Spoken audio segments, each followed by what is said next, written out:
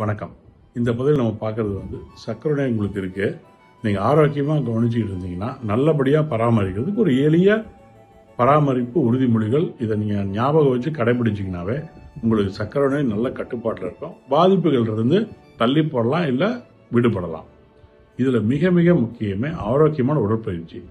குறைந்தபட்சம் ஒரு நாளைக்கு 45 நிமிஷம் வேகமான உடற்பயிற்சி, வாக்கிங், எல்லாரும் பண்ணக்கூடிய நடைப்பயிற்சி கண்டிப்பாக பண்ணுங்க. இரண்டாவது, அதிக நார்ச்சத்து இருக்க காய்கறிகள் ஒரு 9 இன்ச் பிளேட்டில் நீங்கள் சாப்பிட்ற மாதிரி வச்சுக்கோங்க. அதில் பாதி அளவு காய்கறிகளும் பழங்களையும் எடுத்துங்க. கார்போஹைட்ரேட் 4%, புரோட்டீன், ஃபேட், அடர் 4%. இது ஆரோக்கியமான காய்கறிகள் 5 சர்விங், அதாவது இது ஒரு சர்விங், இவ்வளோ ஒரு கை சேர ஒரு 5லேருந்து 7 சர்விங் காய்கறிகளும் பழங்களும் எடுத்துக்கணும்.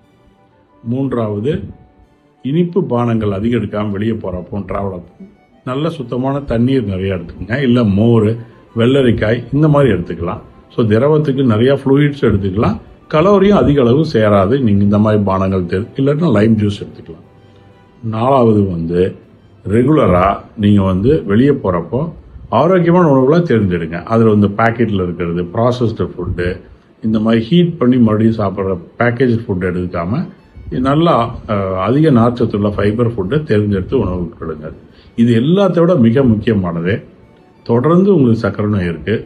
இதில் நிறைய பேர் பார்த்தீங்கன்னா வரக்குள்ள நாங்கள் பார்க்குறப்போ புதுசாக வர்றவங்க எல்லாருமே வெறும் சுகர் அல்லது கூட HbA1c இதை மட்டும் பார்த்து சர்க்கரை கரெக்டாக இருக்கா இல்லையான்னு மட்டும் தெரிஞ்சுக்கிறாங்க. உங்கள் உடம்புல இருக்க எல்லா உறுப்புகளுக்கும், எல்லா தசைகளுக்கும், நரம்புகளுக்கும் சர்க்கரை ஆரோக்கியமான அளவில் இருந்தால் தான் பாதிப்புகள் வராது.